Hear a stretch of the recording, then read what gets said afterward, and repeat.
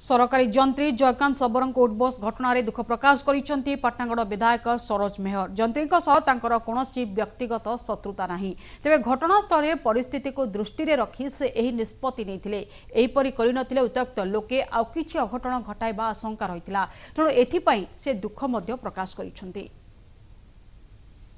मु 5 तारिख दिन जाइथिली लोकों जो आपत्ति अभियोग थिला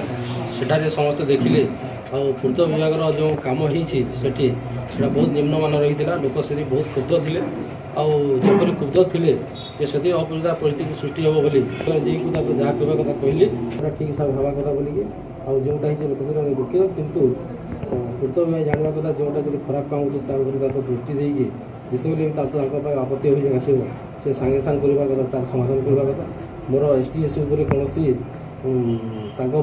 ना बहुत सम्मान दिए एसटीएससी मान आक्षेप करना जातिगत।